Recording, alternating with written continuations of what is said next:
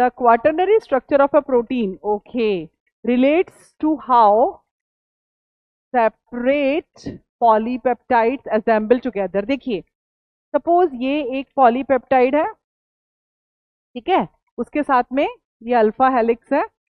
अब ये दोनों के बीच में कुछ भी बॉन्डिंग हो रहा है इस तरह से, तो ये जो स्ट्रक्चर तैयार होगा ये भी क्वाटरनरी स्ट्रक्चर होगा। गॉट इट और नॉट?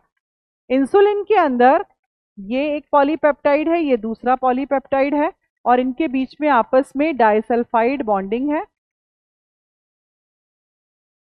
इस तरह से। तो ये भी क्या होगा? एक क्वाटरनरी स्ट्रक्चर होगा। तो किसी भी स्ट्रक्चर को क्वाटरनरी होने के लिए एक से ज्यादा सब यूनिट्स होनी चाहिए। तो ये आंसर बिल्कुल करेक्ट नजर आ रहा है। अब बाकी का पढ़ते हैं। 4 सब units, no no no no, जरूरी नहीं है कि क्वाटरनरी स्ट्रक्चर के अंदर 4 ही सब यूनिट्स हों।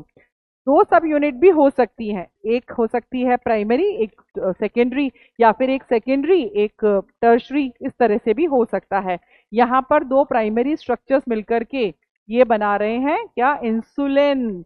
यहाँ पर भी देखिए, आपको दिखाया है मैंने, हेलिक्स भी है और ग्लोबुलर स्ट्रक्चर भी है, हम उसको क्वाटरनरी कह सकते हैं। क्वाटरनरी के लिए कोई जरूरी नहीं है कि सब यूनिट्स 4 हों, कोई भी 2 सब यूनिट से क्वाटरनरी स्ट्रक्चर बन सकता है। फर्स्ट रॉन्ग है। is unrelated to the function of protein, no no no, it is not like this। एक पर्टिकुलर स्ट्रक्चर जब क्वाटरनरी बनता है तो वो एक पर्टिकुलर फंक्शन परफॉर्म करेगा। गॉट इट और नॉट? इंसुलिन का अपना फंक्शन होगा, हीमोग्लोबिन का अपना फंक्शन है। इंसुलिन एक हाइपोग्लाइसेमिक हार्मोन है, हीमोग्लोबिन जो है वो ऑक्सीजन को कैरी करेगा। तो different types of quaternary proteins, they perform different types of functions.